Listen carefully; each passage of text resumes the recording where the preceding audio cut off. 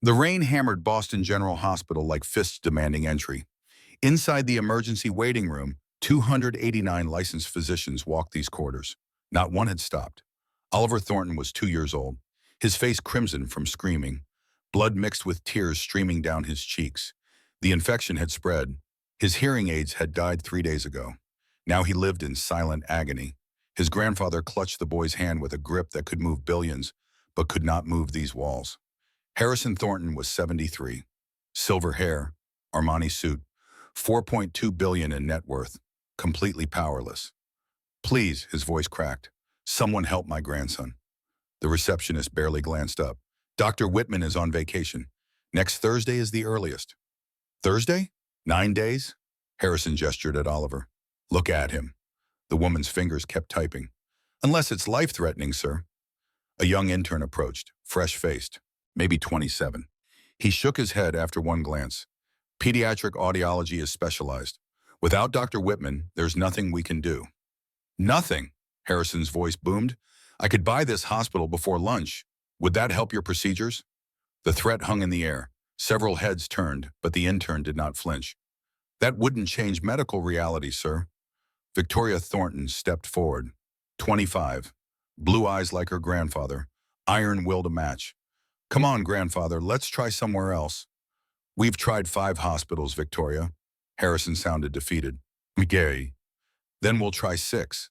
She lifted Oliver into her arms. Come on, sweetheart. Outside, rain soaked through Victoria's coat in seconds. She curved her body over Oliver, protecting him. Harrison followed. For the first time in 73 years, he understood something about power. Money bought almost anything, except immediate help for a dying child when bureaucracy said no. 2 years ago, he'd lost his son, Michael Thornton. Car accident, rain-slicked highway. Harrison had been in Tokyo. He'd made it back for the funeral, held 6-month-old Oliver. Made a promise. I'll protect you. I won't fail you like I failed your father. Now Oliver screamed in his arms. 289 doctors had walked past. Maybe we should call Dr. Reichman in Switzerland. Victoria pulled out her phone. Have the jet ready. Harrison nodded. Another example of how wealth created parallel systems. Fly across an ocean for care. Neither noticed the small figure in the shadows. She was impossibly tiny, matted dark hair, skeletal frame, clothes in donated layers that hung loose. 6 years old. The city had forgotten her. Sometimes doctors don't listen when they're counting money. Her voice cut through the rain. Mama used to say that. Victoria spun. Where is your mother? The girl's face stayed blank. Heaven, 14 months, 6 days ago. Most simple arithmetic of loss. But she taught me things. The girl stood, barely reached Victoria's waist. His ears hurt bad, right? How did you know? He keeps touching them.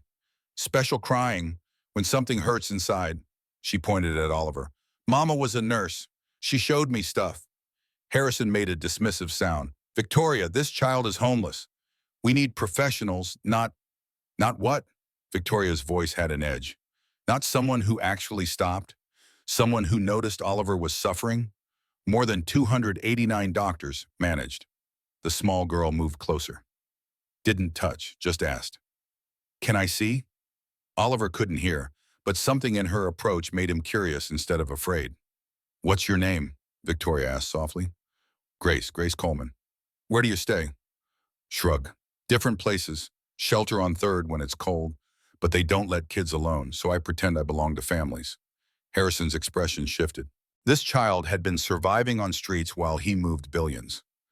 How long on your own? 1 year, 2 months, 11 days. The precision hit Harrison like a fist. Michael had been 6 when Harrison missed his first day of school. Board meeting, couldn't be rescheduled. Michael had counted those absences too. The problem's inside, Grace pointed at Oliver's ear. Water gets trapped, turns bad, infection. The first hospital said that, but we can't see a specialist for weeks. Grace rolled her eyes.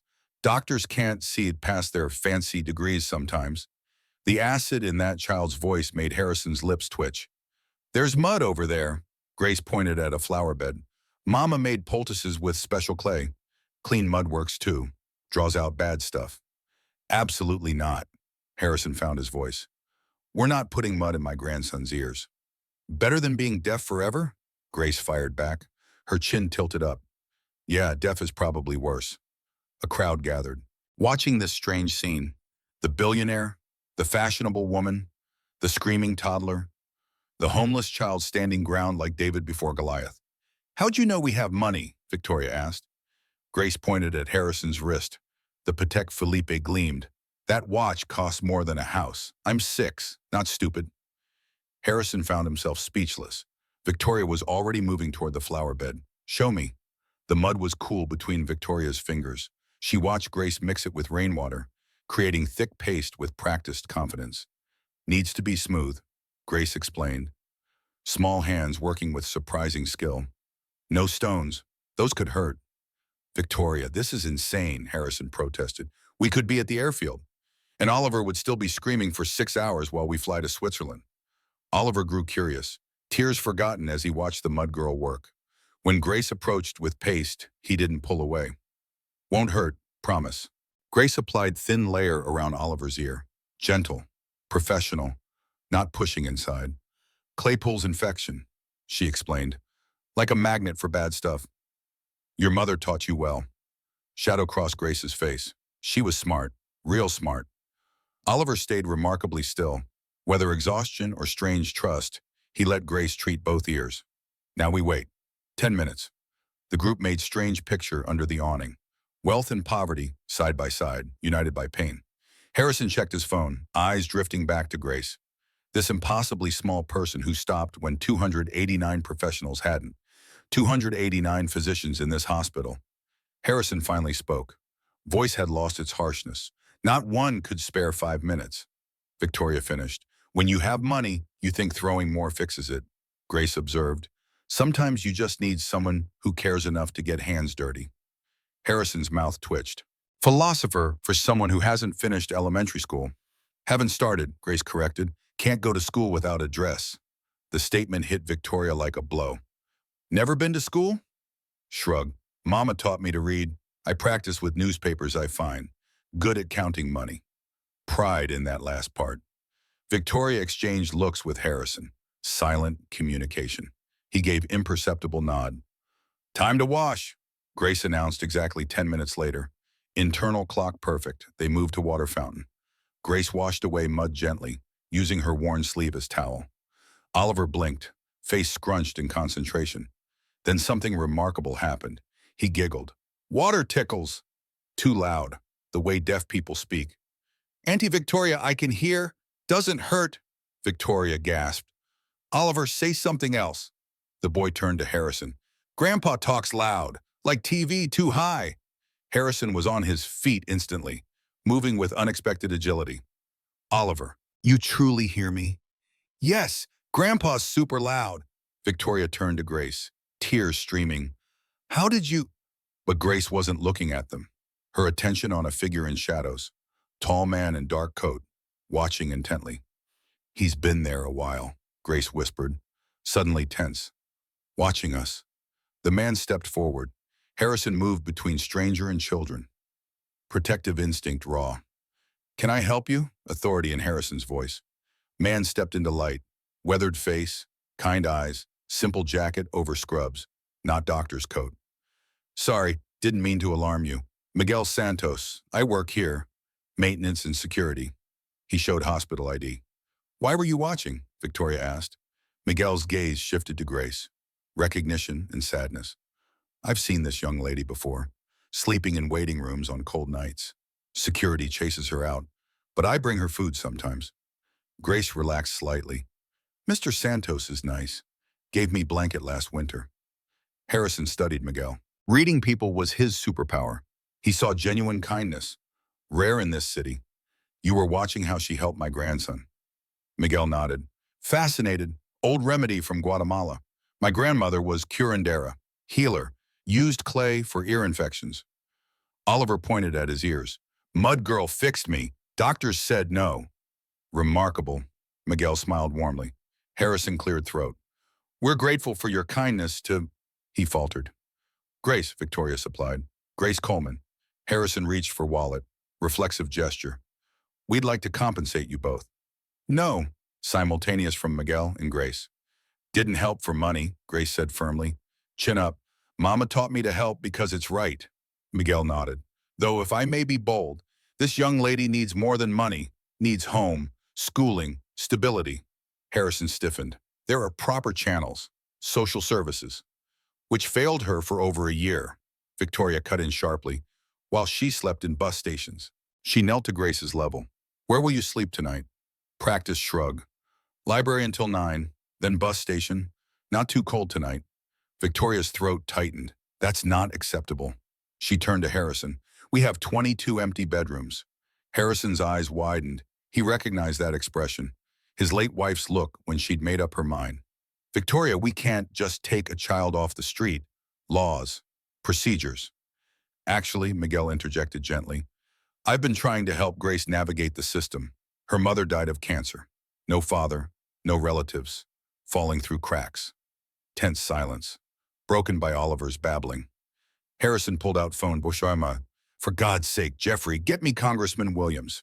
Yes, I know it's his daughter's wedding. Tell him it's about a child. I'll double my contribution. He stepped away. Victoria smiled. Is he really calling a congressman? Miguel asked. Welcome to the Thornton Circus, Victoria replied dryly. Is he really a billionaire? Grace whispered. Victoria nodded. Yes, but as you said, that doesn't always solve important problems. Grace processed this. Does that mean real bed tonight? That and much more. 30 minutes later, they were in Harrison's Mercedes. Leather seats. Profound quiet. Grace sat very still, afraid to breathe too hard. Miguel had walked them to the car, bent to Grace's level. You did good thing today. Your mama would be proud. Grace hugged him fiercely. Thank you for the blanket, for remembering my name. How could I forget? Miguel straightened. Sir, I hope you know what remarkable child this is, what she did today. That was love made visible. Harrison nodded slowly. I'm beginning to understand. As Mercedes pulled away, Grace pressed face to window, watching Miguel wave until he disappeared. Grace? Harrison's voice from front startled her. Know what your name means? She shook her head. Unmerited favor. Blessing you didn't earn, but received anyway. Harrison caught her eyes in rearview mirror. Today, you were grace itself. A blessing Oliver didn't earn. None of us earned, but we received you anyway. Grace said nothing, just watched Boston stream past. The Thornton estate loomed before them. Built 1878, brownstone mansion occupying half a city block. Windows gleaming like watchful eyes. Grace stood frozen on sidewalk, hand clutching Victoria's, staring up in terror. You live here? One of the places. Victoria replied honestly. We have homes in New York, London too. Grace's grip tightened. Never been inside house this big. What if I get lost? Harrison overheard, surprised everyone with gentle chuckle. I still get lost occasionally. Lived here 7 decades. Small joke eased some tension. Oliver tugged Harrison's hand. Home. Want to show Grace my trains? Massive oak doors swung open before they reached it. Dignified man in his 60s. Impeccable posture. Good afternoon, Mr. Thornton. Miss Victoria, Master Oliver. Then eyebrow raised at Grace in tattered clothes. And guest. Whitmore, this is Grace. Harrison's tone brooking no judgment. She'll be staying with us. If Butler was surprised, only slight eye widening showed it. Very good, sir. Shall I prepare the blue guest room? The rose room, Victoria interjected. Next to Oliver's nursery. Gets morning sun. Grace stepped tentatively inside. Worn sneakers squeaking on marble. Space larger than any room she'd known. Ceiling soared 2 stories. Grand staircase curved upward. Crystal chandeliers cast rainbow prisms. Holy cow, she caught herself. Harrison's mouth twitched. Indeed. Whitmore, could you ask Mrs. Peterson to draw a bath? Find some clothes that might fit for tonight. Of course, Mr. Thornton. Butler's eyes lingered on Grace. Formal demeanor softened. Would the young ladies care for hot chocolate while she waits? Grace's eyes widened. Real hot chocolate? Belgian chocolate melted with cream and cinnamon. Whitmore replied with national security seriousness. Nothing less acceptable in this household. Yes, please, Grace whispered, overwhelmed. Oliver tugged Grace's sleeve. Come see my room. Toys, race car bed, dinosaur books. First, let's get Grace settled. Victoria smiled. She's had long day. Harrison remained in foyer. Phone already out. Need to make calls, legal matters, temporary guardianship, Emergency placement. Victoria nodded, understanding complexity. What normally took months needed expediting. 2 hours later, Grace was unrecognizable. Bathed, hair washed and combed, pink pajamas with white clouds. Slightly large but soft as heaven. She sat at kitchen table, devouring third peanut butter sandwich with desperate efficiency. When did you last eat properly? Victoria asked gently. Grace considered. Tuesday last week. Church on Commonwealth does free dinner Tuesdays. Victoria's heart twisted. 6 days. You won't go hungry here, I promise. Harrison entered kitchen, rare occurrence, even Mrs. Peterson raised eyebrows. He looked slightly out of place among copper pots. I've spoken with Judge Harrison. Direct communication his style. Given an unusual circumstances, he's granted us emergency temporary guardianship, while permanent solution is arranged. Permanent solution? Victoria echoed. Wary. You mean adoption? Harrison's expression careful. Let's not get ahead of ourselves. Still protocols, home studies, evaluations. There you go with protocols again. Victoria interrupted, edge in voice. This isn't corporate merger. This is child's life. Grace looked between them, sandwich forgotten, fear creeping back. Small figure appeared in the doorway. Oliver in dinosaur pajamas, rubbing eyes. Grace stay forever, he declared with 2-year-old certainty. She's my friend. Best friend who fixed my ears. Harrison opened mouth, closed it, finally sighed, sound from deep in chest. We'll see, Oliver. For now, yes, Grace is staying. Shadow passed across kitchen window. Perhaps bird, perhaps wind, but Grace tensed, eyes darting to darkness. What is it? Victoria noticed immediately. Grace shook head slowly. Nothing. Sometimes I feel like someone's watching. Ever since Mama died, like eyes on my back. Victoria pulled girl close. You're safe here. Security, cameras, guards. But even saying words, Victoria felt chill. Morning arrived with sunshine through rose curtains. Grace woke slowly, afraid to move, convinced motion might shatter the dream. Bedroom larger than apartment she'd shared with Mama. Hand-painted ceiling with cherubs. Furniture like museum pieces. Soft knock prompted her to sit up. Come in. Victoria entered, already dressed. Simple, expensive sweater and jeans. Good morning. How'd you sleep? Didn't wake up once. Why, Grace marveled. Bed doesn't have lumps. Pillows like cloud. Victoria's smile faltered at matter-of-fact observation. Child shouldn't find sleeping through night remarkable. Breakfast ready whenever you are. As Victoria turned to leave, Grace blurted questions circling her mind. Why are you doing this? Victoria paused. Doing what? Letting me stay, giving me food in this room. Grace's dark eyes serious beyond years.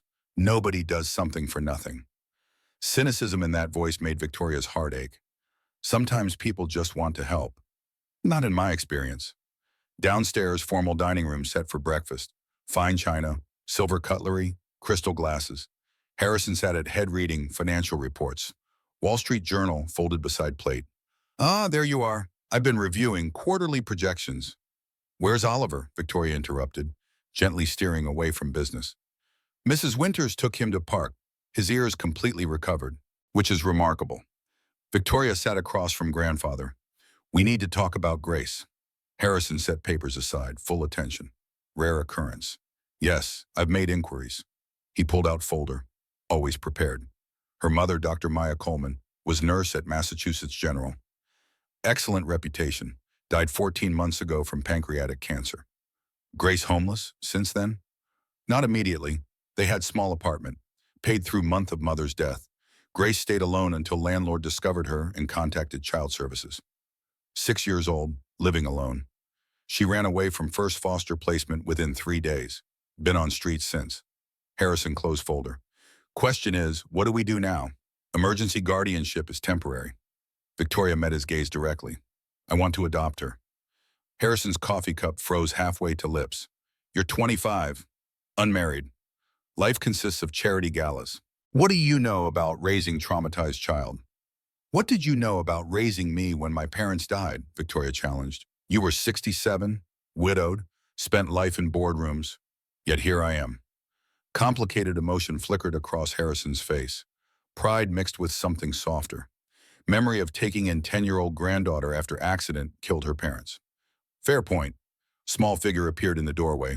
Grace in simple blue dress, hanging loosely, white socks slouching. Am I late? Anxious about breaking unknown rules. Not at all. Victoria pulled out chair. Come sit. What would you like? Grace climbed on chair, eyes widening at sideboard. Pancakes, eggs three ways, bacon, sausage, fresh fruit, pastries. I can choose anything? Within reason, Harrison interjected dryly. Warmth in voice now. Though I'd advise against combining chocolate croissants with maple syrup. Grace stared, then giggled. Sound like bells. You're funny when you're not scary. Harrison raised eyebrow, but said nothing. Ghost of smile on lips. As Victoria helped Grace fill plate, girl ate with careful restraint, small deliberate bites, dabbing mouth with napkin, trying to prove she had manners, that she belonged. Mr. Thornton, Grace said between bites, do you know how rich you are? Harrison looked up, startled. I have general idea of net worth.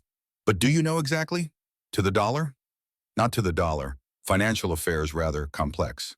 Grace nodded thoughtfully. Mama always knew exactly what we had, down to penny, kept little notebook. Harrison's expression softened. Very responsible. She said it's more important to know what you have when you don't have much. Grace speared strawberry. Do you have rules I should know? Abrupt subject change caught both off guard. Rules? Harrison repeated. Yeah, things I can't touch, places I can't go.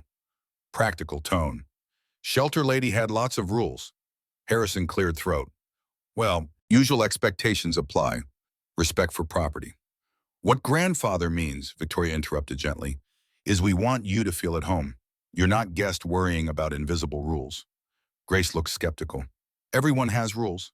Indeed, Harrison agreed, approval in eyes. Most important rule in this house is honesty. We value truth even when uncomfortable. That's easy, Grace shrugged. Lying takes too much work. Mama said honest people sleep better. Soft chime from foyer. Whitmore appeared. Mr. Thornton, Mr. Miguel Santos is here. Says it concerns Miss Grace. Harrison and Victoria exchanged surprised glances. Show him in. Grace suddenly tense. Is he taking me away? Victoria quickly reassured. No, Mr. Santos was kind. Probably checking you're okay. Miguel appeared in the doorway, uncomfortable in opulent surroundings, twisting worn cap. But eyes found Grace immediately, softened with relief, seeing her clean and fed and safe. Apologized for intrusion. Addressing Harrison but glancing at Grace. But there's something you need to know about Grace. Something important her mother told me before she died. Temperature seemed to drop. Harrison stood slowly. Perhaps we should speak privately. I want to hear too. Grace interrupted. Small voice surprisingly firm. If it's about me, I should know. Adults exchanged glances. Finally, Victoria nodded. She's right, we promise honesty. Harrison sighed. Very well. This way, Mr. Santos. The study was exactly what one expected. Walnut paneling, leather-bound books, massive desks that reportedly belonged to J.P. Morgan. Miguel perched on armchair edge. Harrison behind desk. Victoria beside Grace on leather sofa. Girl's legs dangling above floor. Now, Harrison steepled fingers. What's this important information? Miguel took deep breath. First, want you to know I've been looking out for her since her mother died. Dr. Coleman was good person, dedicated nurse. Harrison nodded. Though I'm curious about your connection. She treated me with respect, Miguel said simply. Not all medical staff extend courtesy to janitorial workers. When she fell ill, I tried to help. After she passed, I kept eye on Grace. But I worked 3 jobs. Couldn't offer home. We appreciate your concern, Victoria said gently. But you mentioned something specific. Miguel nodded, expression serious. 2 days before Dr. Coleman died, she asked to speak privately. Very weak. Could barely lift head, but extremely agitated. Kept looking at door like expecting someone dangerous. He reached into jacket. She made me promise to watch over Grace. Said there were people who might not have her best interests at heart. He withdrew small flash drive, held it like something precious or dangerous. She said if anything happened, anything suspicious, find someone powerful enough to protect Grace. Suspicious? Victoria echoed. I thought she died of cancer. She did, Miguel confirmed, but she seemed afraid, not just of dying, of something else. Grace spoke up. Mama was scared at end, kept checking door, even in hospital when too weak to stand. Harrison took flash drive. examining with scrutiny of man who built fortune on attention to detail. Have you looked at this? Miguel shook head. Don't own computer, but Dr. Coleman was insistent. Said it contained information that could put Grace in danger. He leaned forward. One more thing. Last time I saw her alive, she whispered something strange. Her exact words were, "It's about the clinical trials. They can't know she was there." Heavy silence fell. Victoria tightened arm around Grace. Clinical trials, Harrison repeated thoughtfully. Was Dr. Coleman in experimental treatment? Not that I know. By time I met her, she was in hospice. Nothing more doctors could do. Harrison rose, walked to wall panel which slid back, revealing hidden computer setup, state of art. Without word, he inserted flash drive. Password protected. He looked at Miguel. Did she give indication of password? Miguel shook head helplessly. All eyes turned to Grace, staring at screen with intensity odd for her age.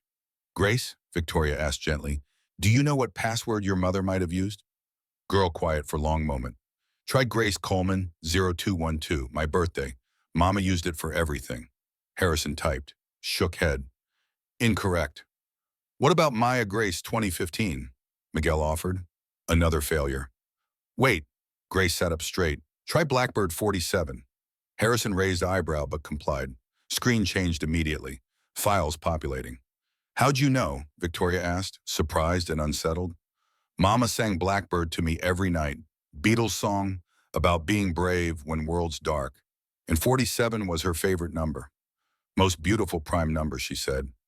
Harrison already scanning files, expression growing grave with each page. Medical records, research notes, suspicious financial transfers. He looked up sharply. Victoria, take Grace upstairs, show her library, let her pick books. No, Grace protested, rare defiance. I want to know about Mama, about me. Harrison hesitated, torn between protecting child and respecting her right to know. Perhaps compromise, Victoria suggested. You and Mr. Santos review first, then share what's appropriate. Grace didn't look satisfied.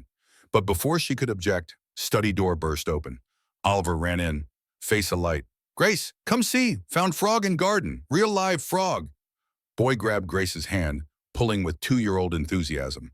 For first time since discussing mother's flash drive, Grace looked childlike, distracted by simple joy of newly discovered amphibian. She let herself be tugged toward door, though she cast lingering look at screen. This isn't over, she informed Harrison with adult seriousness that almost made him smile. No, he agreed quietly. It isn't.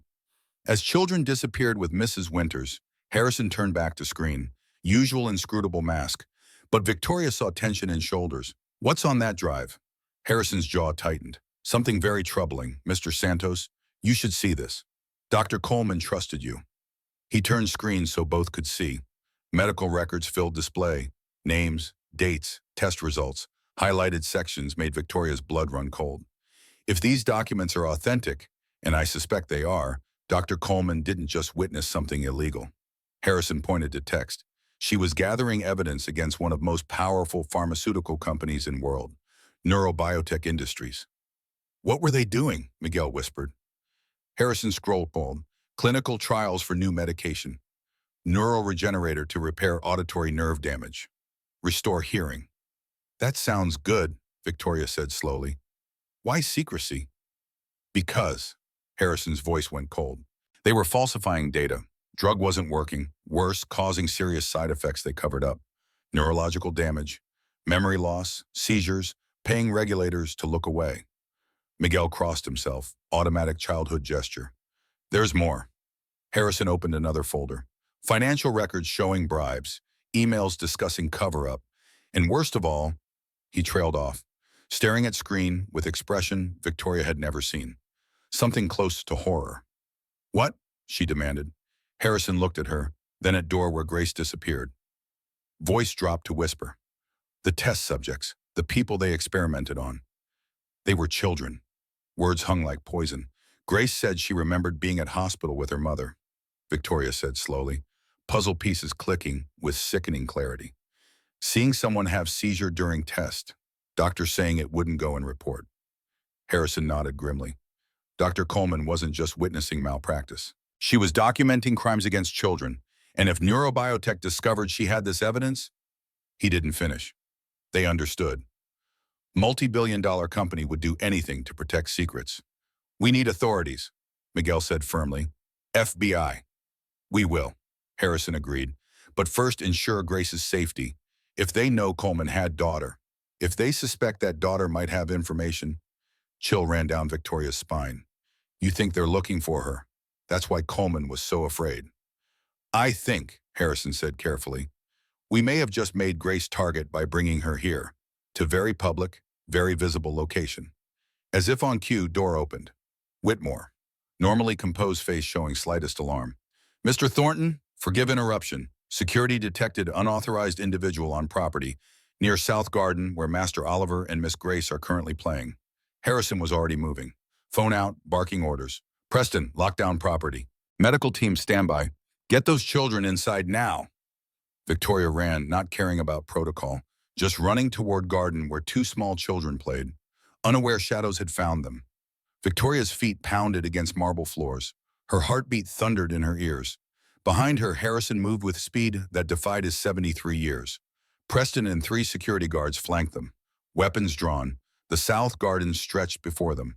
Perfectly manicured hedges, flowering magnolias, a playground imported from Sweden, and 2 small children kneeling beside a fountain, completely unaware. Oliver! Victoria's scream cut through afternoon air. The boy looked up, confused by panic in his aunt's voice. Grace beside him, hands cupped around something. Probably that frog Oliver had been so excited about. Then the world exploded. The sound came first, sharp cracks splitting peaceful air. Birds erupted from trees in panic. The fountain beside them suddenly bloomed red. Not water, blood. Oliver crumpled. His small body hit grass like a puppet with cut strings. The dinosaur shirt he loved, the one Grace had admired that morning, now stained crimson, spreading across green cotton. Grace screamed, height piercing, the sound of childhood ending in an instant. Mrs. Winters threw herself over both children, her body a shield. Security guards formed tight circle, weapons tracking trees, searching for the shooter. Victoria reached them in seconds, dropped to her knees, hands shaking as she examined Oliver. Blood everywhere, too much blood. But he was breathing, crying. That meant alive. That meant hope. Oliver, baby, look at me. Look at Auntie Victoria. The boy's eyes found hers, wide with terror and confusion. Hurts, Auntie Victoria, it hurts. I know, sweetheart, I know, but you're going to be okay. You hear me? You're going to be fine. Harrison was there, phone pressed to ear, voice like steel cutting through chaos. I don't care what traffic looks like. Get the medical team here now. Helicopter, if necessary. My grandson has been shot. Shot. The word hung in air like poison.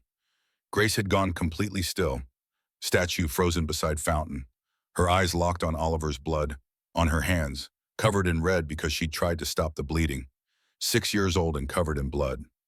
Grace, Victoria reached for her. Grace, honey, look at me. But the girl couldn't look away from her hands. I did this. Voice flat, emotionless. Shock settling in. They were aiming for me. Oliver got in the way. I killed him. No. Victoria gripped the girl's shoulders, forced eye contact. No, you did not do this. Evil people did this. You hear me? This is not your fault. But Grace's eyes stayed empty, the light that had begun to return since yesterday. That tentative hope, extinguished like candle in hurricane. The medical team arrived in 4 minutes. Paramedics with equipment. Dr. Chen, the family's private physician, in helicopter from his practice downtown. They worked with efficient precision. Shoulder wound, Dr. Chen announced, fingers probing gently. Bullet grazed the subclavian region, 2 inches left, and we'd be having very different conversation. He's lucky, incredibly lucky. Lucky. Oliver was lucky, shot in his own garden, and they were calling him lucky. Will he? Harrison couldn't finish the question. For the first time in 50 years of navigating corporate warfare, words failed him. He'll recover fully, physically. Dr. Chen looked up, met Harrison's eyes. But trauma like this, at his age, the psychological impact, he let sentence hang. They stabilized Oliver quickly. Professional efficiency. Within 20 minutes, they had him on stretcher, heading to private medical facility across town. Secure, guarded, where questions wouldn't be asked and privacy maintained. Harrison rode with them, hand never leaving Oliver's. Leaving. The boy had stopped crying. Now he just stared at ceiling. Silent. That silence somehow worse than screams. Victoria stayed behind, arms around Grace. The girl hadn't moved, hadn't spoken since her confession. Just knelt in grass staring at blood-stained hands. Come on, sweetheart. Victoria lifted her. Grace didn't resist. Didn't help either. Dead weight in Victoria's arms. Let's get you inside, get you cleaned up. Preston approached, face grim. Miss Victoria, we swept the perimeter. Whoever it was is gone. We found the position, though. Rooftop 3 buildings over. Professional setup. Scope. Suppressor. This wasn't random. I know. Victoria's voice came out harder than she'd intended. They're after her. After what her mother knew. What Grace might have seen. Mr. Thornton wants you and Miss Grace at the private facility within the hour. He's arranging transport to the airport from there. Switzerland. The chalet is being secured as we speak. Switzerland. Running. Again, Grace had been right. Always running. At the medical facility, they cleaned Grace up in bathroom attached to family waiting area.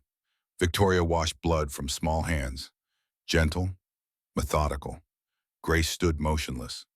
Doll being posed. Talk to me, Victoria pleaded. Say something, anything. I should leave. First words in an hour. Flat, lifeless. If I leave, Oliver will be safe. You'll all be safe. Absolutely not. People die around me. Mama died. Now Oliver almost died. I'm poison. Victoria knelt, eye level with the child. Listen to me very carefully. Your mother died of cancer. Not because of you. Oliver was shot because evil people made evil choices. Not because of you. You are not poison. You are not a curse. You are a little girl who deserves to be protected. Then why does everyone get hurt? The question hit Victoria like physical blow, because she had no good answer. Just platitudes that wouldn't comfort. So instead, she pulled Grace close. Let the girl bury face in her shoulder. Felt small body finally start to shake with sobs. Harrison found them like that 20 minutes later. He looked decades older than he had that morning. The shooting had stripped away his carefully maintained armor. Left only exhausted grandfather, who'd failed again. How is he? Victoria asked. Resting, sedated. Dr. Chen says the physical damage is minimal. The bullet barely grazed him, but Harrison's voice cracked. He asked for his mother, Michael's wife, dead 3 years now. He doesn't remember her, but trauma brought it out. He asked for his mother, and I had no answer. Victoria had never seen her grandfather cry, not at his wife's funeral, not at Michael's, but now tears slipped down weathered cheeks. This is my fault, he said quietly. I brought her into our home, made her visible. Target. I should have been more careful. Stop, Victoria's voice sharp.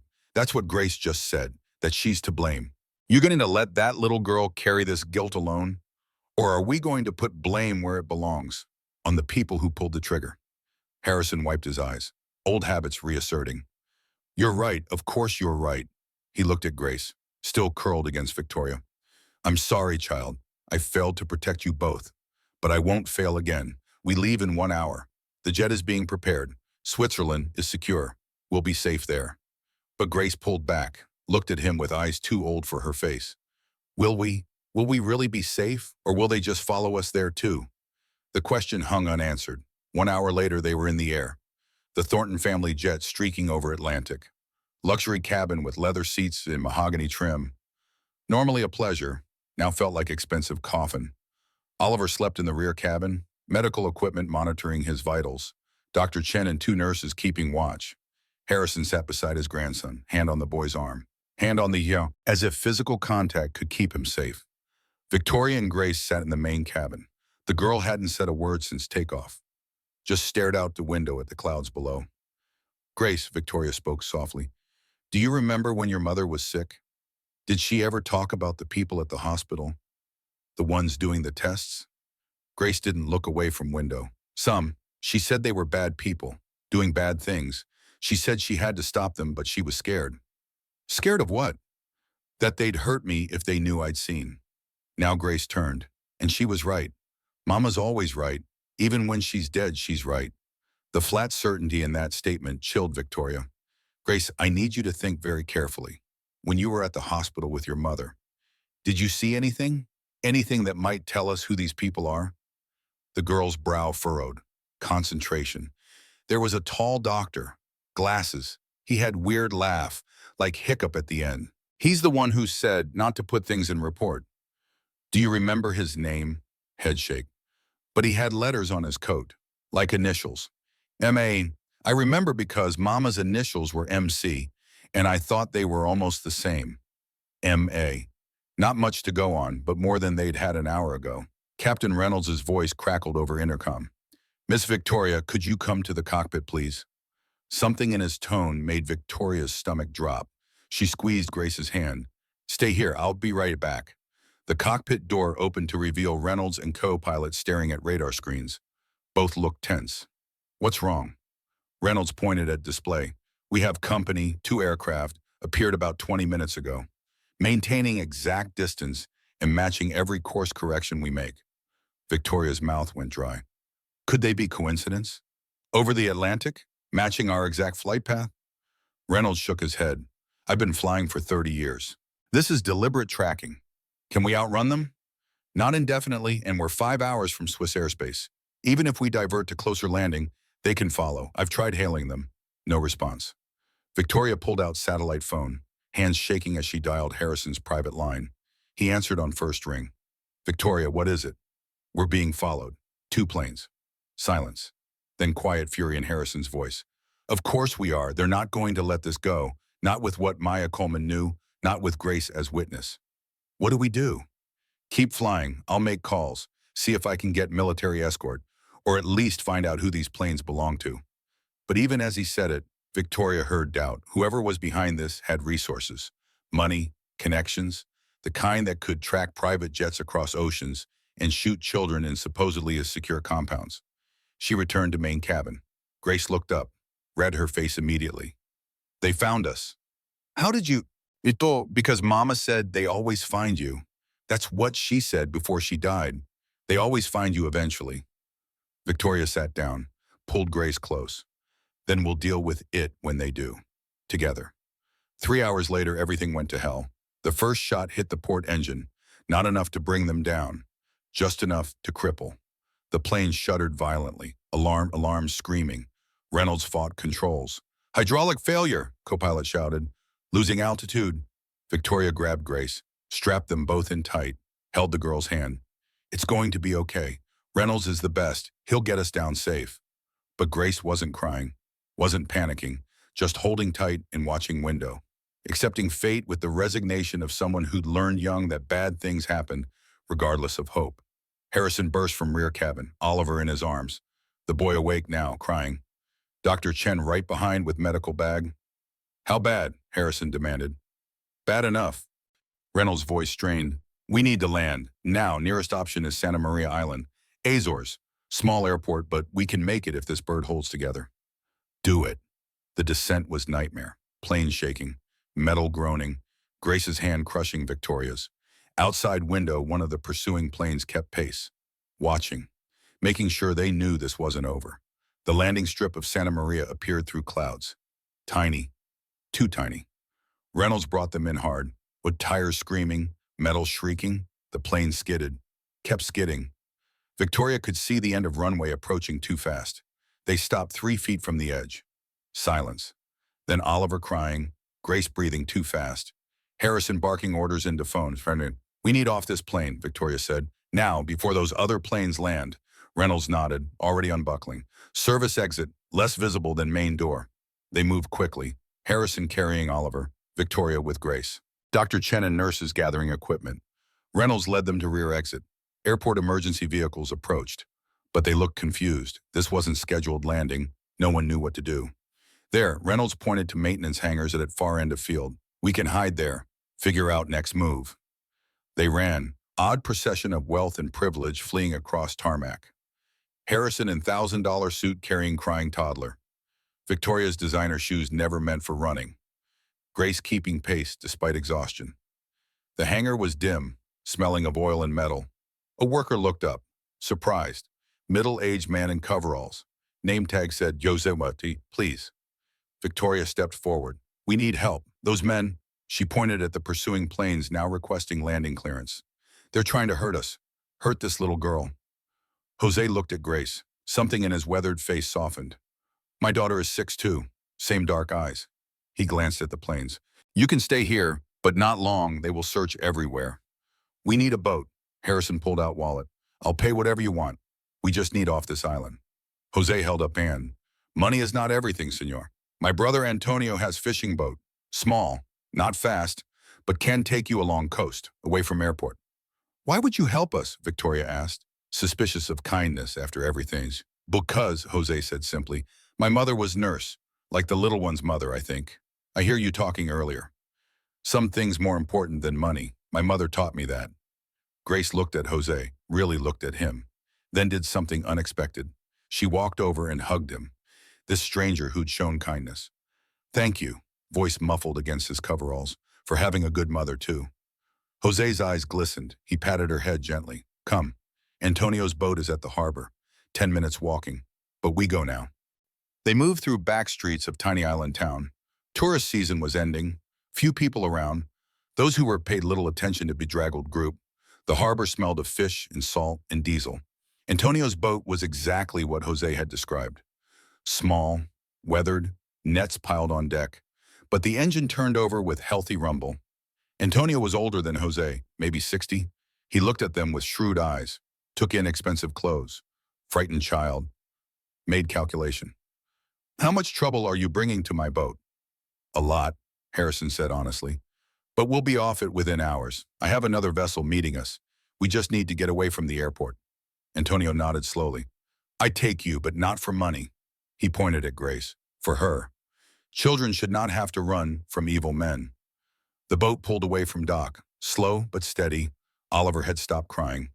Now just clung to Harrison, face buried in his grandfather's shoulder. Grace stood at rail, watching island shrink behind them. Victoria joined her. How are you holding up? Shrug. I'm always holding up. That's what I do. Hold up until I can't anymore. Grace, you're 6. You shouldn't have to be this strong. Mama was strong right up until she wasn't. Then she died. So I guess I have to be strong until I die too. The matter-of-fact acceptance of mortality from a first grader made Victoria want to scream. Or cry. Or both. You're not going to die. None of us are. Your grandfather is the most powerful man I know. He won't let anything happen to you. Mama was powerful too. Smart, knew medicine. Didn't save her. Before Victoria could respond, Antonio called out, Senorita, you should come see this. On the horizon a vessel approached, but not the fishing boats or tourist craft that dotted these waters. This was sleek, fast, purpose-built. Your ride? Antonio asked. Harrison pulled out phone, checked GPS coordinates. Yes, that's Katerina, my security specialist. Security specialist, Antonio repeated. Rich people have such polite words for soldiers. The yacht pulled alongside, and yacht wasn't quite right word. This was military craft disguised as pleasure boat, all sharp angles and dark paint. A woman appeared on deck, 40-something. Gray hair cut military short, eyes that missed nothing. Mr. Thornton, her accent was Eastern European, Russian maybe. We should move quickly. I have picked up chatter. They know your location. Harrison nodded. Everyone on board now? No. They transferred quickly, Antonio refusing payment, just touching Grace's head gently. Be safe, Pequeña. Below deck, the yacht revealed its true nature. Banks of computers, communications equipment, weapons lockers. This wasn't transportation. This was mobile command center. This is Catherine Vasilyev, Harrison introduced, former Russian special forces. Now works exclusively for me in situations where regular security is insufficient. Like being hunted by pharmaceutical companies? Victoria said dryly. Precisely. Katerina's English was perfect if heavily accented. We have secure satellite link to FBI. They are aware of situation and investigating. But investigation takes time. Our job is keeping you alive until then. Grace had found a corner, curled up small, trying to be invisible. Oliver was with Dr. Chen, getting vitals checked again.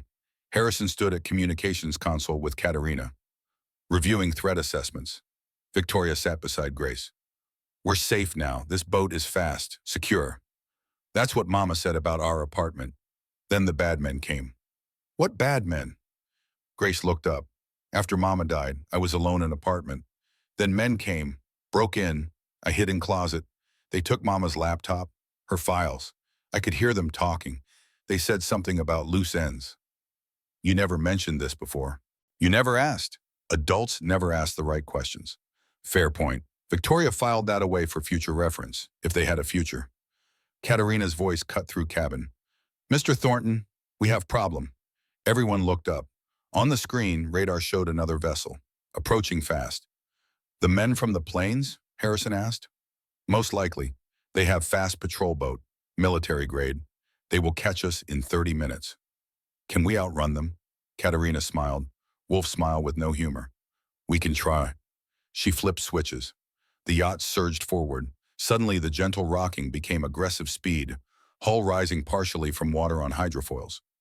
Mr. Thornton spares no expense, Katerina said, pushing throttles to maximum. But they also have money. We will see whose is better. They flew across ocean, literally flew, the hydrofoils lifting them until they were nearly skimming surface. Behind them, the patrol boat matched speed, gaining slowly. They are faster, Katerina admitted, but I have tricks. She executed sharp turn. Physics pressed them sideways. Then another turn, weaving pattern designed to make targeting difficult. The first shot proved how difficult. Bullet hit water 50 feet to their left. Then another, closer. Everyone down! Victoria threw herself over Grace and Oliver, shielding them with her body. The way Mrs. Winters had in the garden. Instinct overriding fear. Harrison crouched beside communications console, still on phone, still calling in favors. I don't care what international waters means. This is attempted murder of American citizens. Get someone here. But help was hours away. The patrol boat was minutes. Another shot. This one hit the stern, metal shrieking, alarms blaring. Katerina cursed in Russian. Hydraulics damaged, losing speed. The patrol boat pulled alongside, close enough now to see faces. 4 men, armed, professional. The kind you hired when you needed problems permanently solved. A voice boomed over a loudspeaker. Shut down your engines. Prepare to be boarded. We only want the girl. No one else needs to be hurt. Only want the girl, Grace repeated. Hollow voice. See, I told you I'm poison. No, Harrison moved to her, knelt down. This man who commanded billions, kneeling before 6-year-old. They want what you know, what your mother knew, that makes you dangerous to them. Not poison, dangerous. There's a difference, or it is. Not to me, there isn't. The patrol boat was coming alongside. Grappling hooks ready. 4 men against 2 women, 1 elderly man, injured toddler, traumatized child, and medical staff. The math wasn't good. Katerina, Harrison's voice was steel. Whatever you need to do, she nodded, pulled pistol from holster. I delay them. You get little girl to safe room. Forward cabin has reinforced compartment. Code is 4723. Lock yourselves in. What about you? I am paid to handle situations like this. Now go. Victoria grabbed Grace. Harrison scooped up Oliver. They ran forward. Behind them, sounds of grappling hooks hitting deck. Boots landing. Katerina's voice shouting in Russian. Then gunshots. Too many gunshots. The safe room was exactly as described. Hidden panel in forward cabin. Harrison punched code. Door slid open. Tiny space. Reinforced walls. Supplies. Communications gear. Inside, both of you. Victoria climbed in with Grace and Oliver. What about you? I'm going to buy Katerina time. Harrison pulled out his own weapon. Victoria hadn't even known he carried one. Lock this door behind me. Don't open it for anyone except me or Katerina. You understand? Grandfather, I failed Michael, failed to protect what mattered most. I will not fail again. Now lock the door. He was gone before she could argue. The door slid shut. Locked. Victoria heard magnetic seals engage. They were sealed in metal coffin. Safe. Maybe. Or trapped. Grace had gone completely still again. That 1,000-yard stare. Oliver whimpered. Victoria pulled both children close. It's okay. Your grandfather knows what he's doing. No, he doesn't, Grace said flatly. Nobody knows what they're doing. We're all just pretending until we die. Dark philosophy from first grader. But Victoria couldn't argue. Not right now. Through the walls, muffled sounds of conflict. Shouting, gunshots. Something heavy hitting deck. Then silence. Terrible silence. Minutes passed like hours. Oliver had fallen asleep. Exhaustion and sedatives finally claiming him. Grace just stared at wall. Victoria checked the communications panel. Satellite phone showing active connection. She could call for help, but help was still hours away. Then the door mechanism beeped, someone entering the code. Victoria tensed, pushed children behind her, prepared for the worst. The door slid open. Harrison stood there, blood on his shirt. Not his own, she hoped. Face grim but alive. It's over, for now. Behind him, Katerina nursed bloody arm, but she was upright, functional. 3 of them unconscious. 4th got away on their boat, but it will be hours before he returns with reinforcements. What do we do now? Victoria asked. Now, Harrison helped them out of safe room. We get as far from here as possible before those reinforcements arrive. On deck, 3 men lay zip-tied, unconscious but breathing. Katerina had been efficient but not lethal. Professional courtesy, perhaps, or legal complications. Either way, they'd live. The yacht was damaged but mobile. Katerina got engines running, not full speed, but enough. They limped away from the scene, heading toward international shipping lanes where help might find them. Grace walked to the rail, looked back at the disabled patrol boat, then at the 3 unconscious men. They'll keep coming. Not a question, statement of fact. They'll always keep coming until they get me or until I'm dead. Harrison joined her at the rail. For a moment, he just sat there. 2 figures silhouetted against setting sun, billionaire and orphan, power and vulnerability. Then we make them stop, Harrison said finally. Your mother gathered evidence.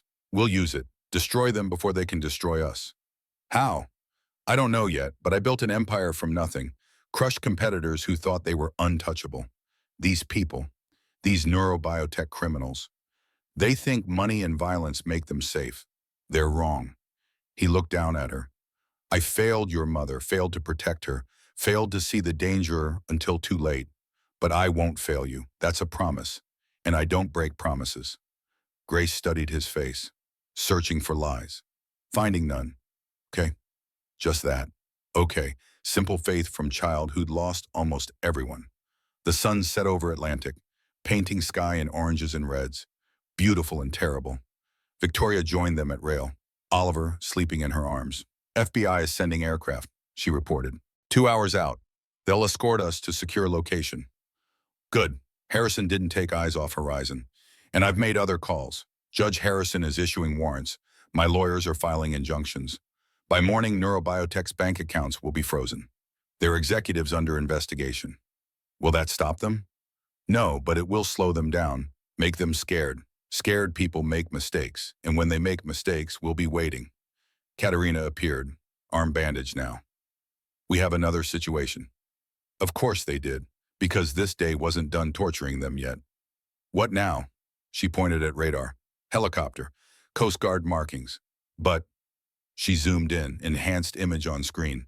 I do not recognize that model, not standard Coast Guard. Harrison's jaw tightened. How long? 10 minutes. Can we outrun? Not in our condition.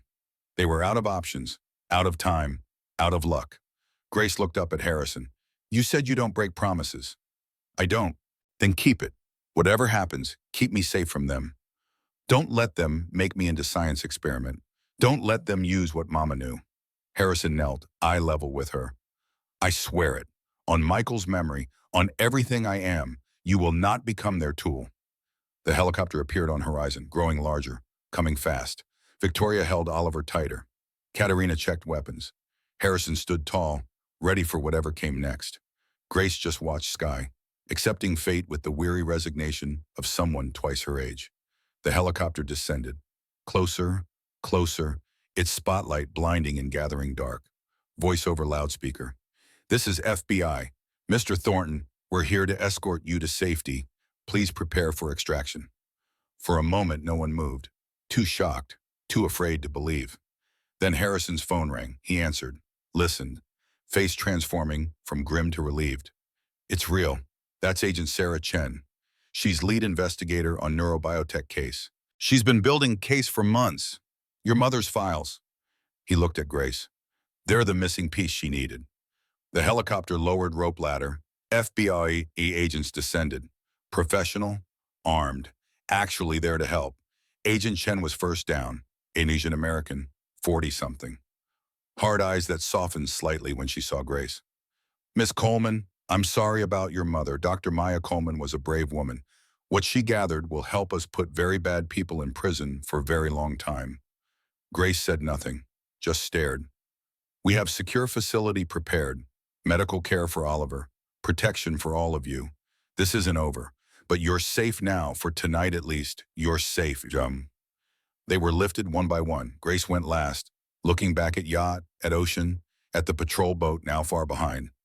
This day had started with hope, ended with blood and terror. Tomorrow would bring more challenges, more danger.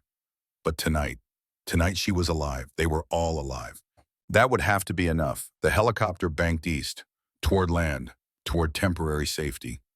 Grace pressed face against window, watching sun finish setting, painting world in blood colors. 6 years old and already she knew. The darkness was coming. It had found her, would keep finding her, until someone stopped it permanently. She just hoped Harrison Thornton was as powerful as everyone said, because otherwise, tomorrow would be even worse than today. And today had been unimaginably bad. The helicopter disappeared into night, leaving behind empty ocean, damaged yacht, unconscious men, and the promise of war between billionaire and pharmaceutical giant. A war that would be fought over one small girl who'd seen too much, who knew too much, who'd survived too much. Grace Coleman, 6 years old, orphan, witness, target, and possibly the only person who could bring down an empire built on children's pain. But first she had to survive long enough to tell her story. And as the helicopter raced toward shore, with danger pursuing and unknown threats ahead, survival seemed like an impossible dream. Yet she'd survived this long, against odds no child should face. Perhaps that made her stronger than anyone realized. Perhaps that made her exactly what was needed. Or perhaps it just made her a very unlucky little girl, caught in a nightmare with no end in sight. Time would tell. And time was running out. The Swiss chalet appeared through morning mist like something from a fairy tale. Stone walls 3 feet thick. Windows that could stop bullets disguised as rustic charm. Red shutters and flower boxes hiding security cameras. Alpine perfection wrapped around a fortress. Grace pressed her face against the helicopter window. Below, mountains stretched forever. Snow-capped peaks touching clouds. So different from Boston's urban sprawl, so removed from danger, or so they hoped. 3 weeks had passed since the attack at sea. 3 weeks of moving between safe houses, FBI protection, endless questions, medical examinations for Oliver, psychological evaluations no 6-year-old should need. Now Switzerland, final refuge, where international law made American pharmaceutical companies think twice. The helicopter touched down on manicured lawn. Harrison exited first, then Victoria carrying Oliver. The boy's shoulder was healing, but nightmares remained. He'd stopped talking for a week after the shooting. Just pointed and nodded, as if words had become too dangerous. Grace came last, moving slowly, like old woman instead of child. The weight of 3 weeks visible in slumped shoulders, in eyes that scanned constantly for threats. "Welcome home," Harrison said, though his voice held no warmth, just exhaustion. At least for now. The chalet interior matched exterior, rustic elegance hiding modern security. Whitmore had arrived 2 days earlier, preparing everything. He greeted them at door with usual formality. "Good afternoon, rooms are prepared.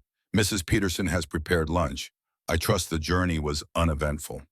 "As uneventful as being hunted by corporate assassins allows," Victoria replied, edge in her voice. 3 weeks of fear had worn them all down. Grace moved through house like ghost, not touching anything, not speaking, just observing with those 2 old eyes. Her room overlooked garden, mountains beyond, beautiful, peaceful, safe, all the things she'd stopped believing in. Victoria found her there an hour later, standing at window, motionless. "Grace, you need to eat something. You barely touched breakfast." "Not hungry." "You haven't been hungry for 3 weeks. Dr. Chen is worried." "I'm worried." Silence. Then quietly. "If I'm hungry, it means I'm still alive. Still a target. Easier to not be hungry." The logic was broken, but understandable. Victoria sat on bed, padded space beside her. "Come here, please." Grace came. Reluctant, sat like she might flee any moment. "What happened to your mother? What's happening now?" "None of it is your fault. Everyone keeps saying that, but people keep getting hurt around me. Oliver got shot. Katerina got shot.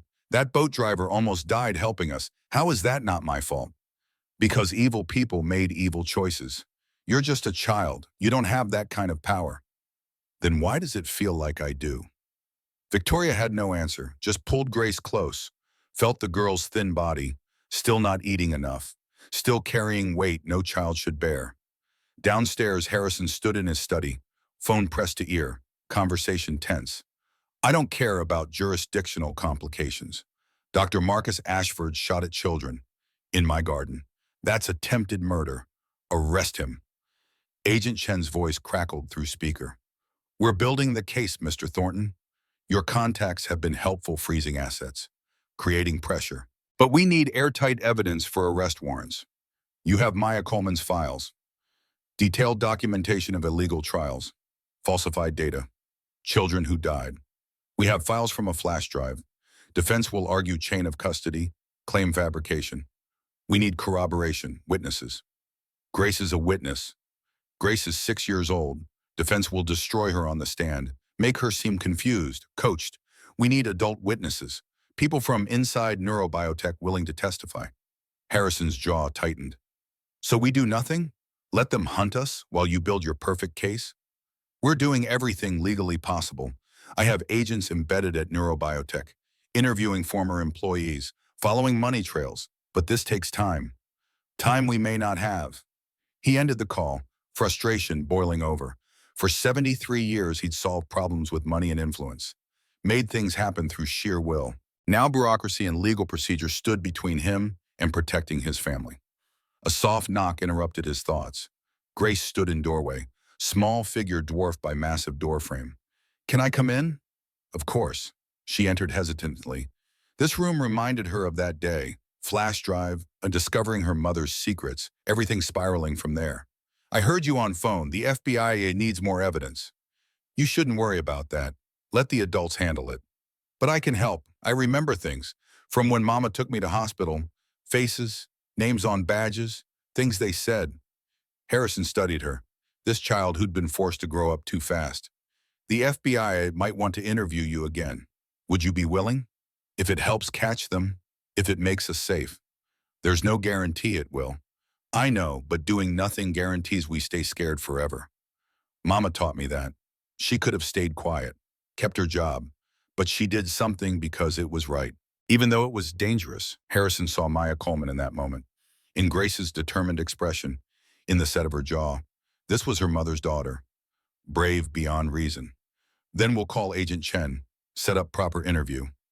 But Grace, he waited until she met his eyes. What you're doing, standing up to these people, that takes courage. Your mother would be very proud. Small smile, first real one in 3 weeks. You think so? I know so. Days blurred together in the chalet, Oliver slowly recovering, playing in snow under watchful eyes of security. Grace giving hours of testimony to FBI agents, describing everything she remembered, faces, conversations, layout of the facility where trials occurred.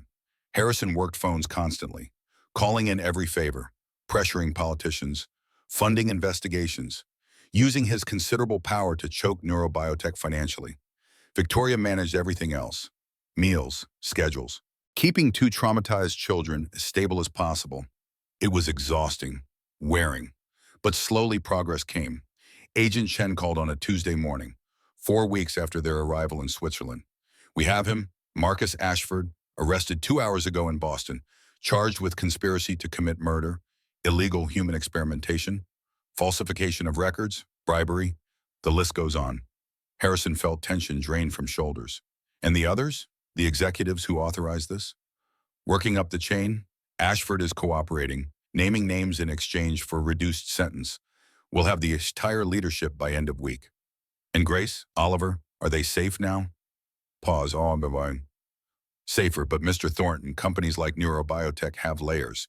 Ashford was high up but not the top. There may be others who want to protect corporate interest. Meaning we still need to be careful. Meaning you should stay in Switzerland until trials begin. That's when we'll need Grace to testify, if she's willing. Harrison found Grace in the library, reading picture book with Oliver. The boy leaning against her, safe, content.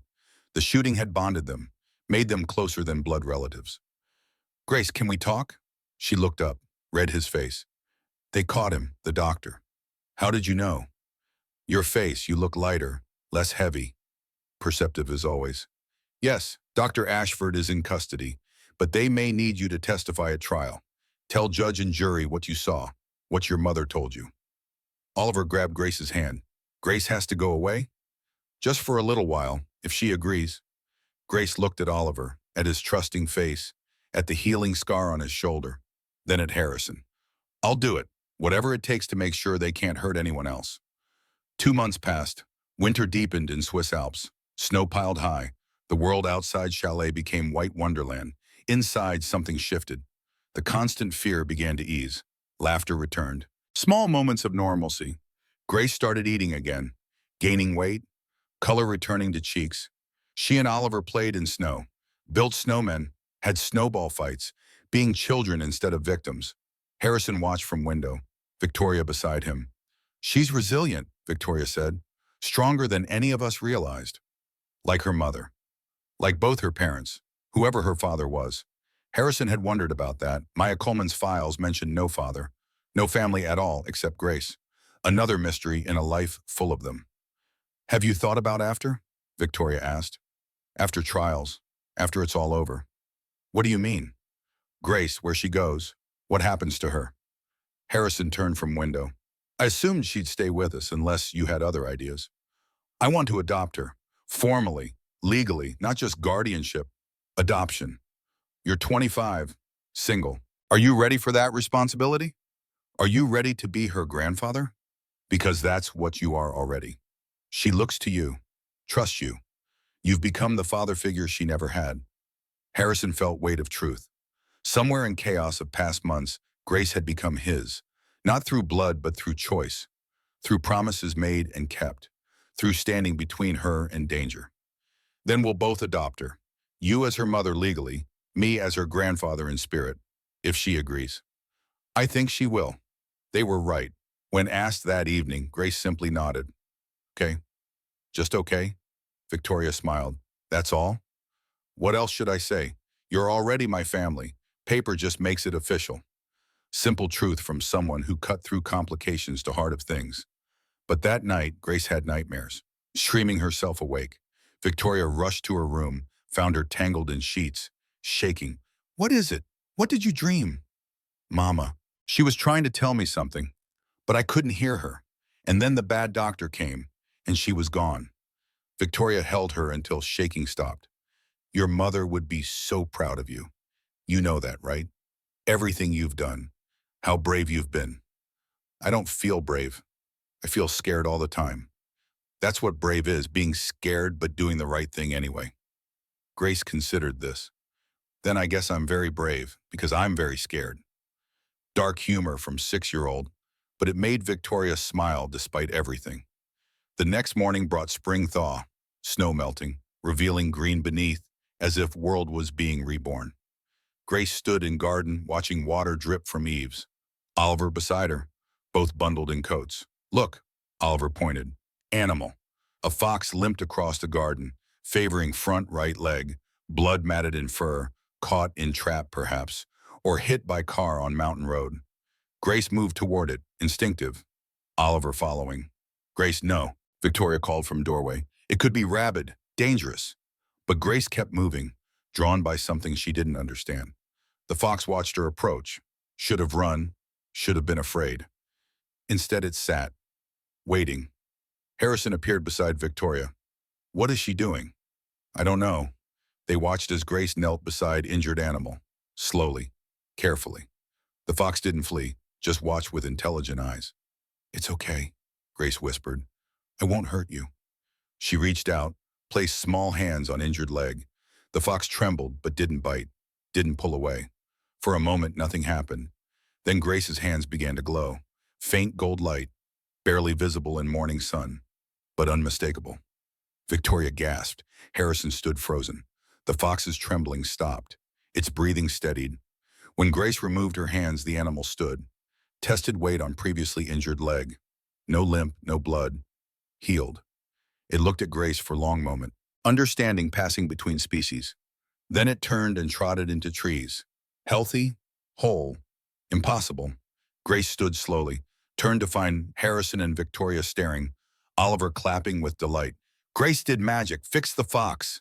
It's not magic, Grace said quietly. It's what Mama taught me, what she gave me. Harrison found his voice. How long have you been able to do that? Always, since I was little. Mama said it was special, secret, that I couldn't let anyone know, because of what she was researching. Victoria understood. The neural regeneration trials. They were trying to create what you already are. Grace nodded. Mama was scientist. Before she was nurse, she studied healing, how bodies fix themselves. She found a way to make it better, faster. Then she tested it. On herself? On both of us. When I was a baby, said it was the only way to know if it was safe. And it worked. But then she realized what would happen if bad people found out. What they'd do to me. So she hid it. Hid us. The clinical trials at Neurobiotech, Harrison pieced together. They were trying to recreate her success, but without her knowledge, using children as experiments. That's what made Mama so angry, so scared. They were hurting kids trying to make what I already was. She had to stop them, even if it meant danger. The full picture emerged. Maya Coleman had created breakthrough, then watched in horror as corporations stole her research, twisted it, hurt children, pursuing profit. She'd gathered evidence, knowing it would paint target on her and Grace. She'd died protecting that evidence, protecting her daughter. That's why they want you so badly, Victoria whispered. You're not just witness. You're the proof their experiments could work. Living evidence their research was valid. If they have me, they can study me. Figure out what Mama did. Reproduce it. Make billions. Grace said it without emotion. Statement of fact. But the weight was crushing. I'll kill them. Harrison's voice was cold fury. Every single one who thought using you was acceptable. I'll destroy them so completely, they'll wish they'd never heard the name Coleman. Grandpa, Grace used the title for first time. Naturally. You can't kill them, that makes you like them. Then what do? We use the truth. Show the world what they did, what they wanted to do to me. Make them so toxic that no one will touch them. No investors, no partners, nothing. 6 years old and thinking like corporate strategist. Maya Coleman's daughter indeed. Agent Chen arrived that afternoon. Urgent, excited. We've broken the case wide open. Ashford gave us everything. Names, bank accounts, communication records. 7 executives arrested, 4 more by tomorrow. Neurobiotech stock crashed, board voting to dissolve the company. And Grace, Harrison asked, is she safe? Safer. But Mr. Thornton, there's something else. Something Ashford revealed. Chen looked at Grace. He told us what you can do, what your mother created. Silence. Grace met the agent's eyes, unflinching. Are you here to arrest me? Take me to government lab instead of corporate one? God, no. We're here to protect you. But Grace, what you represent, the implications. We need to keep this secret, at least until you're older, can decide for yourself what to do with this ability. I already know what I want to do. What's that? Help people, like Mama did, but quietly, without anyone knowing, without becoming experiment or weapon or product. Chen nodded slowly. I think we can arrange that. FBI will classify everything related to your abilities. National security. Anyone who tries to access information will face federal charges. What about the people at Neurobiotech who know? Victoria asked. Ashford, the executives. Already handled. Part of their plea deals is signing non-disclosure agreements backed by federal law. They talk, they lose the deal, and face maximum sentences. No one's going to risk that. It wasn't perfect solution, but it was something. Grace would have to live with secret, with constant awareness of what she could do, what others wanted to make her do. But she'd be alive, free, safe as anyone could be in a complicated world. The trial came 6 months later. Boston Federal Courthouse, high security, international attention, the prosecution of neurobiotech executives for crimes against children. Grace testified for 2 days, calm, precise, describing what she'd witnessed, what her mother had told her. Defense tried to shake her, called her confused, coached, manipulated. But Grace didn't break, just answered questions honestly. Let truth speak for itself. When prosecution showed pictures of children injured in trials, children who'd died, Grace cried, openly, no shame. Just grief for kids she'd never met but somehow knew. The jury cried too. Verdict came 3 weeks later. guilty on all counts. Marcus Ashford, 20 years federal prison. Other executives, 15 to 25 years each. Neurobiotech officially dissolved. Assets seized to compensate victims. It was over. Finally, truly over. They returned to Switzerland for celebration. Quiet one, just family, Grace, Oliver, Harrison, Victoria, and Whitmore serving cake because some traditions mattered. To Maya Coleman, Harrison raised glass of wine. Grace had milk, Oliver juice. Whose courage made this possible? Whose daughter inherited that courage? To Mama, Grace echoed, smile mixed with tears. Later that night, Harrison found Grace on terrace, looking at stars over mountains. Can't sleep? Too much thinking. About what? About what comes next. Trials are over, bad people in jail. What do we do now? Harrison sat beside her. We live, we be family. We give you the childhood your mother wanted you to have. I don't remember how to be normal kid. Then we'll figure it out together. I don't remember how to be grandfather who's actually present, but I'm learning. Grace leaned against him, small weight against his shoulder. You're doing good job so far. So are you. They sat in comfortable silence. Old man and young girl, connected by trauma and choice and love that didn't require blood. Grandpa? Yes? Thank you for keeping your promise, for protecting me when everyone else wanted to use me. Harrison felt tears on his cheeks, didn't bother hiding them. Thank you for letting me, for giving me a chance to be better than I was. You were always good, you just forgot for a while. Wisdom from 6-year-old, but truth nonetheless. 5 years passed. The chalet remained their primary home, but they traveled, saw the world, Grace attending private school in Geneva, Oliver in kindergarten, both thriving, both healing from trauma that would always be part of them but no longer define them. Grace was 11 now, tall for her age, dark hair long and shining, eyes still serious, but laughter came easier. She used her gift carefully, quietly, healing injured animals, never people where anyone could see, keeping promise to her mother. Oliver was 7, loud, energetic. No memory of the shooting, but scar remained. Badge of honor, he told other kids, meant he was tough. Grace never corrected him. Harrison was 78, older, grayer, but somehow more alive than he'd been at 70. He'd stepped back from business, let others run the empire, spent time with grandchildren instead. Victoria was 30, still unmarried but content. Grace called her mom now, legally, emotionally. The adoption had finalized 3 years ago. Simple ceremony, just family, but it meant everything. They gathered on terrace for dinner, spring evening in Alps, mountains painted gold by setting sun. Oliver was telling story, and then the frog jumped right in my face. Grace laughed so hard she snorted. Did not, Grace protested, but she was smiling. Did too. Tell her, Grandpa. Harrison chuckled. I plead the fifth, though I may have heard snorting sounds. Traitor.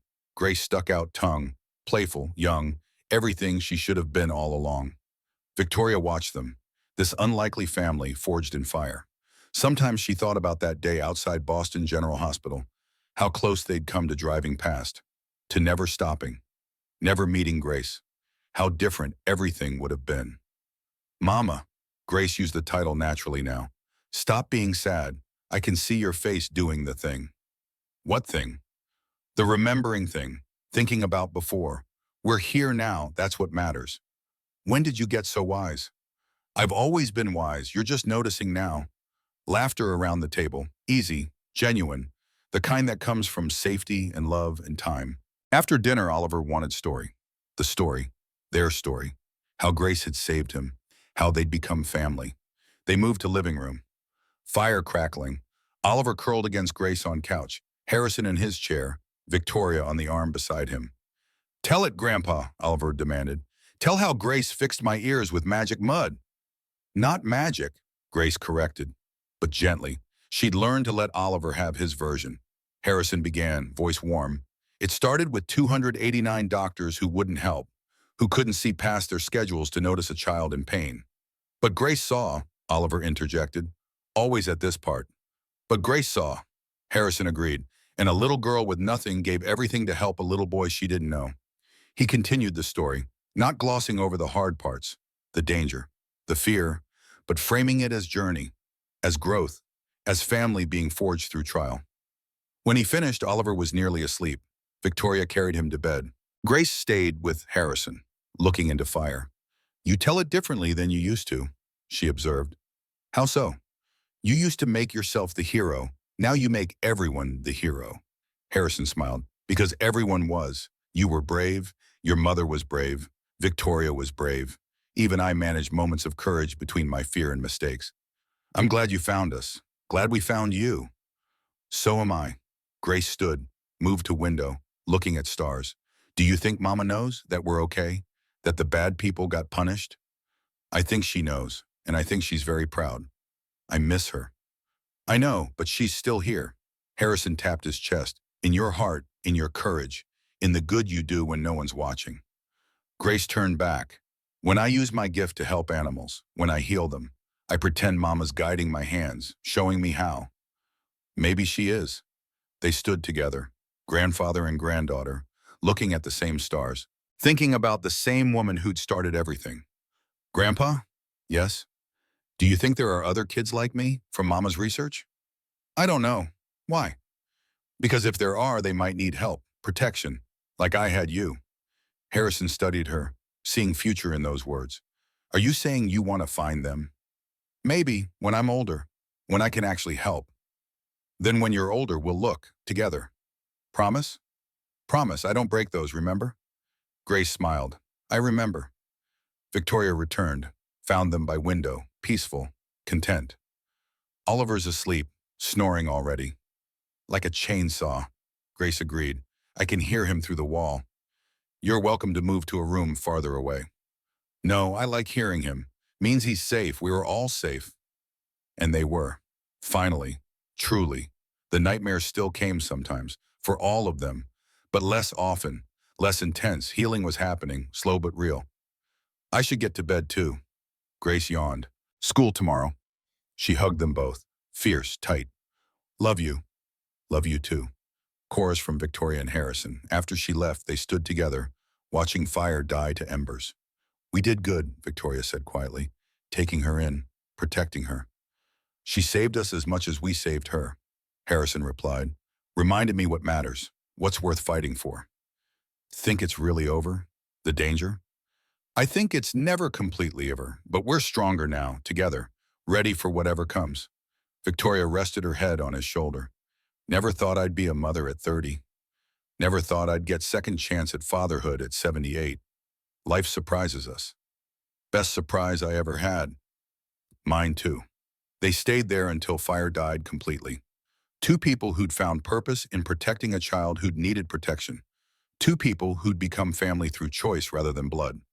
In her room, Grace lay in bed staring at ceiling, thinking about everything that had happened, everything that had changed. She pulled out worn photograph from nightstand. Her mother, smiling, healthy, before cancer, before fear, before everything. "I did it, Mama," she whispered. "The bad people are in jail. I'm safe. I have a family, a real family who loves me." She kissed the photo, returned it to drawer. "I'll keep using what you gave me, the gift, but carefully, like you taught me, and maybe someday I'll find others like me, help them like Grandpa helped me." She rolled over, closed eyes, let sleep come. Real sleep, the kind without nightmares, the kind that came from safety and love and home. Downstairs, Harrison stood at his desk, looking at framed photo. Michael, his son, gone too soon. He'd failed Michael, been absent, prioritized wrong things. But maybe this was Michael's gift, sending Grace into their lives, giving Harrison chance to be the father and grandfather he should have been. "I'm doing better, son," he told the photo, "for Oliver, for Grace, being present, being there. Things I should have done for you." He touched the frame gently. "Thank you, for your son, for second chance. I won't waste it." Outside, snow began falling, first of season, blanketing world in white. Fresh start, clean slate. Tomorrow bringing new day, new opportunities, new memories to make. The Thornton family slept, protected, safe. Together, not bound by blood, but by something stronger. By choice, by love. By promise kept through fire and fear. And somewhere, somehow, Maya Coleman rested easier. knowing her daughter was protected, knowing the sacrifice hadn't been in vain, knowing love had won. Because sometimes that's how stories end, not with dramatic gestures or grand proclamations, but with quiet moments, with family around table, with laughter and tears and healing, with a little girl who'd been broken finding herself whole again, with an old man who'd been lost finding purpose again, with a young woman who'd been searching finding meaning again, with a family that shouldn't have worked but did because they chose each other every day, through everything. And that was the real miracle, not mud healing ears, not supernatural abilities, but humans choosing to love, to protect, to sacrifice for each other. That was grace itself, unmerited favor. Blessing received despite not being earned. Grace Coleman had given that gift to Harrison Thornton outside a hospital, and he'd returned it 1,000-fold. Neither would ever be the same, but both were better, together. And tomorrow, when sun rose over Swiss Alps, they'd wake up, have breakfast, tease each other, plan the day, be family, simple, normal, everything they'd fought for, everything worth having. The end of one story, but really just the beginning of another. Because family stories never truly end. They just keep growing, adding chapters, becoming richer with each passing year. And this family, this impossible, beautiful family, had many more chapters to write, many more memories to make, many more days to simply be together. But tonight they rested, safe in knowledge that tomorrow would come and they would face it together, always together, forever family, the end.